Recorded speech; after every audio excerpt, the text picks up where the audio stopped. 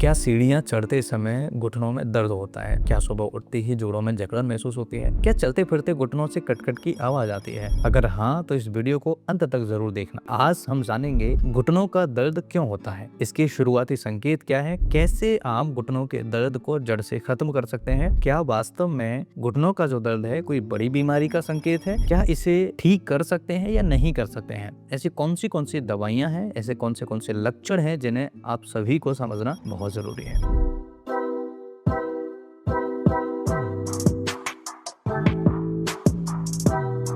सो hello everyone, नमस्ते। My name is doctor Lokendra from Gwalior, Madhya Pradesh. आप सभी के साथ मैं हाजिर हूँ एक नया और इंटरेस्टिंग इन्फॉर्मेटिव वीडियो लेके। हमारे शरीर में लगभग 300 से अधिक जोड़ होते हैं जो हड्डियों को जोड़ने और शरीर को चलाने का काम करते हैं। जब इन जोड़ों में सूजन या घिसाव या चोट या किसी बीमारी के कारण परेशानी होती है, चलने फिरने में कठिनाई होती है और ऐसा लगता है कि जाने कितनी बड़ी बीमारी से हम घिर गए हों। घुटना शरीर का सबसे बड़ा जोड़ है, इसलिए यहाँ दर्द की समस्या सबसे अधिक दिखी जाती है। घुटनों और जोड़ों के दर्द के कुछ मुख्य कारण हैं, जिनमें से सबसे पहला कारण है ऑस्टियोआर्थराइटिस यानी घिसाव होना। अब ये ऑस्टियोआर्थराइटिस क्या है, इसे तो डिटेल में समझेंगे। उम्र बढ़ने के साथ घुटनों की कार्टिलेज धीरे धीरे घिसने लगती है, इसे हम ऑस्टियोआर्थराइटिस का रूप देते हैं। दूसरा कारण होता है रियोमेटॉइड अर्थराइटिस। अब ये रियोमेटॉइड अर्थराइटिस क्या है, लोग कई बार कंफ्यूजन होते हैं कि ऑस्टियोआर्थराइटिस और रियोमेटॉइड अर्थराइटिस एक ही होता है ना। रियोमेटॉइड अर्थराइटिस अलग होता है और ऑस्टियोआर्थराइटिस अलग होता है, जो भी हमने समझा। शरीर के जो अंदर इम्यून सिस्टम है जो बीमारियों से लड़ता है, बीमारियों से हमें बचाता है, वही हमारे घुटनों पर अटैक करना स्टार्ट कर देता है, इसे रियोमेटॉइड अर्थराइटिस कहते हैं। तीसरा कारण होता है यूरिक एसिड। कई लोगों को आपने सुना होगा बहुत सारे प्रोटीन्स का सेवन करते हैं, बाहर के डब्बों का सेवन करते हैं और यूरिक एसिड बढ़ने पर जोड़ों में सूजन और दर्द हो सकता है। अब ये यूरिक एसिड कहाँ से आता है, इसके लिए मैंने एक अलग से वीडियो बनाया हुआ है जिसे आपको देखना बहुत जरूरी होगा अगर आपका यूरिक एसिड बढ़ा हुआ है। चौथा कारण होता है विटामिन डी की कमी होना। अब विटामिन डी कमजोर हड्डियां और जोड़ों का दर्द इसका एक सामान्य कारण है, क्योंकि आजकल मैक्सिमम लोगों में, मैं अभी जितने भी टेस्ट करा रहा हूँ उसमें मैं विटामिन डी जरूर कराता हूँ, क्योंकि विटामिन डी का जो टेस्ट है इसमें हम देख रहे हैं कि मैक्सिमम लोगों में विटामिन डी कम आ रहा है। पांचवा कारण होता है मोटापा। अधिक वजन घुटनों पर अतिरिक्त दबाव डालता है। छठवां कारण होता है पुरानी चोट होना। पुरानी चोट या लिगामेंट्स की समस्या लंबे समय तक दर्द दे सकती है। और सातवां कारण लंबे समय तक बैठना या एक ही जगह पर खड़े रहना। शरीर की गतिविधि की कमी जोड़ों की जकड़न बढ़ा सकती है। कई बार न्यूट्रिशनल डेफिशिएंसी होने की वजह से भी ऐसी दिक्कतें होती हैं। अब ये 7 लक्षण मिलेंगे आपको अगर आपको दिक्कत है तो। पहला लक्षण होगा घुटनों में तेज दर्द होना। दूसरा सिम्टम है सीढ़ियां चढ़ते समय दर्द होना। और तीसरा लक्षण है सुबह की बहुत ज्यादा जकड़न जॉइंट्स में होती है जो परेशान करती है, उठने का मन नहीं करती, खड़ा होने पर भी बहुत तेज दर्द होता है। चौथा सिम्टम्स होता है सूजन होना जॉइंट्स में। और पांचवा होता है चलने पर दर्द होना। छठवा होता है बैठकर उठने में कठिनाई होना। और सातवां होता है जोड़ों से आवाज आना। आपने कई लोगों को सुना होगा, बोलते हुए भी कई लोग पाए जाते हैं कि भाई मेरे जॉइंट्स में कटकट की आवाज आती है। ये कुछ संकेत हैं, तो हमें अलर्ट हो जाना चाहिए कि वास्तव में कोई बड़ी बीमारी का संकेत तो नहीं है। डॉक्टर को कब दिखाना चाहिए, जब अचानक तेज सूजन आ जाए, बहुत ज्यादा तेज सूजन आने के बाद में दर्द बहुत ज्यादा हो जाए, लाल पड़ जाए, गर्म हो जाए जॉइंट, तेज बुखार आ जाए, चलना मुश्किल हो जाए, चोट के बाद दर्द बहुत तेज स्टार्ट हो जाए, तो ऐसी कंडीशन में तुरंत हमें डॉक्टर को दिखा देना चाहिए। कुछ दवाओं की अगर हम बात करें तो दवा चुनना हमेशा मरीजों के लक्षण के अनुसार किया जाता है और उसी पर डिपेंड करता है कि कौन सी मेडिसिन आपको शूट करेगी, कौन सी मेडिसिन आपको अच्छा रिजल्ट देगी, अच्छा आराम देगी। अब यहाँ मेडिसिन में सबसे पहली अगर हम बात करें तो रस्टॉक्स बहुत अच्छा मेडिसिन है। इसका पूरा नाम है रस्टॉक्सिकोडेंड्रोन। अब रस्टॉक्सिकोडेंड्रोन एक ऐसा मेडिसिन है जिसमें मरीज को आराम करने पर तेज बढ़ना स्टार्ट हो जाता है। मरीज चल फिर रहा है तो कोई दिक्कत नहीं, जैसे ही मरीज बैठ जाएगा तो उस मरीज की समस्या ऐसे लगेगी बहुत ज्यादा बढ़ गई है, चलने फिरने से राहत मिलता है, सुबह की जकड़न बहुत ज्यादा होती है। ऐसी कंडीशन में रस्टॉक्सिक्यूपोटेंसी में 10 से 15 बूंद मरीज को देने से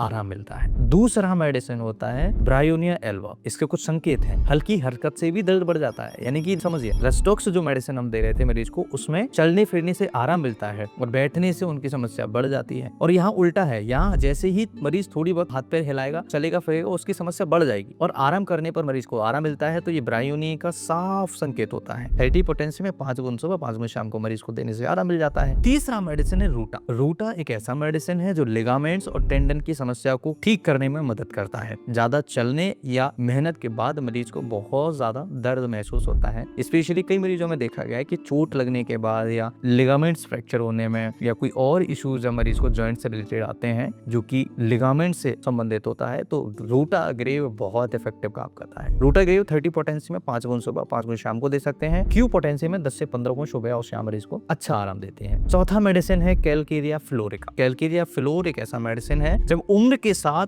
जोड़ों का घिसाव बढ़ने लगे, घुटनों से आवाज आना स्टार्ट हो जाए, तो कैलकेरिया बहुत अच्छा काम करता है। और कैल्शियम की जब कमी होती है तब भी कैलकेरिया अच्छा काम करता है। 6x पोटेंसी में 4 टैबलेट सुबह 4 टैबलेट शाम को मरीज को देने से आराम मिलता है। 5वीं मेडिसिन है अर्निका मोंटाना। अभी अर्निका मोंटाना तब अच्छा काम करती है जब मरीज को चोट लगने की हिस्ट्री हो, और ऐसी कंडीशन में अगर आपने अर्निका मोंटाना मेडिसिन दे दिया तो समझ लीजिए उसकी प्रॉब्लम ठीक होना स्टार्ट हो जाएगी। और मरीज को कई बार ऐसा फील होता है कि चोट लग गई है लेकिन चोट लगती नहीं है, तो मरीज को अर्निका मोंटाना 30 पोटेंसी में 5 गुण सुबह 5 गुण शाम को देने से आराम मिलता है। 6वां मेडिसिन लिडम पल्सेटर। लिडम पाल बहुत इफेक्टिव मेडिसिन है जब वो मरीज को जोड़ों में दर्द हो, वो भी छोटे जॉइंट्स में पेन हो। मतलब ये जो छोटे जॉइंट्स होते हैं इनमें मरीज को दर्द होता है तब काफी ज्यादा इफेक्टिव होता है। और सूजन के साथ समस्या मरीज की बढ़ जाए, यानी कि दर्द हो रहा है और सूजन भी आ रही है, तो लिडम पाल बहुत इफेक्टिव मेडिसिन है। 30 पोटेंसी में 5 गुण सुबह 5 गुण शाम को मरीज को दे सकते हैं। 7वां मेडिसिन कॉस्टिकम। इसका मुख्य संकेत होता है जोड़ों में जकड़न होना। आपने कई बार देखा होगा ना कि मरीजों को पुराना गठिया हो जाता है और सुबह सुबह बहुत तेज जकड़न होती है, तो कॉस्टिकम अच्छा मेडिसिन है। 30 पोटेंसी में 5 गुण सुबह 5 गुण शाम को मरीज को देना चाहिए। लेकिन हमेशा ध्यान रखिए केवल मेडिसिन ही बीमारी ठीक नहीं करती। अगर मेडिसिन के साथ हम कुछ प्रिकॉशंस ना करें, प्रिवेंशंस ना करें, तो बीमारी 2 महीने के अंदर ठीक होने की बजाय वो हो सकता है 1 साल ले ले। कुछ उपाय हमें करने हैं। सबसे पहला, वजन को नियंत्रित रखिए। अगर आपका वजन ज्यादा है, आपका वजन बढ़ रहा है, ओवरवेट हो रहे हैं, तो वजन को कंट्रोल करने के लिए उपाय करने ही पड़ेंगे, तो ही आपकी समस्या खत्म होगी। अदरवाइज आप कितनी भी दवाइयां खा लीजिए, आपकी समस्या ठीक नहीं होगी। दूसरा, रोज हल्की एक्सरसाइज करना। रोज हल्की एक्सरसाइज से भी आपकी प्रॉब्लम ठीक होना स्टार्ट होगी, आपकी हड्डियां जोड़ आपके मजबूत बनेंगे। और तीसरा, पर्याप्त धूप लें। शरीर में अगर विटामिन डी, कैल्शियम की डेफिशिएंसी होती है, स्पेशली विटामिन डी की डेफिशिएंसी होती है, तो ऐसी कंडीशंस में भी समस्याएं बढ़ती हैं। तो इसलिए हमें सुबह सुबह का जो टाइम होता है उस टाइम ड्यूरेशन में आपको कम से कम 15 से 20 मिनट की जो धूप है वो लेना चाहिए। इसके अलावा एक और है विटामिन डी और कैल्शियम का सप्लीमेंट लेना। वास्तव में शरीर के अंदर विटामिन डी, कैल्शियम कम आ रहा है तो प्रॉपर इसका थेरेप्यूटिक इलाज बहुत जरूरी है कि आप मेडिसिन लेना स्टार्ट करें। इसके अलावा लंबे समय तक एक ही स्थिति में न बैठें। कोशिश करिएगा कि आप पोस्चर चेंज करते रहिए या थोड़ा बहुत टहल लीजिए। जैसे ऑफिस में गए 8 घंटे के लिए काम कर रहे हैं, 8 घंटे में कम से कम 15-20 मिनट ऐसे निकालिए हर 1 घंटे 2 घंटे में कि 5-10 मिनट के लिए आप थोड़ा टहल लें। ये विशेष ध्यान रखिएगा। और इसके अलावा लास्ट, सीढ़ियों का अत्यधिक उपयोग न करें। यदि दर्द ज्यादा है, लंबे समय से है, बहुत ज्यादा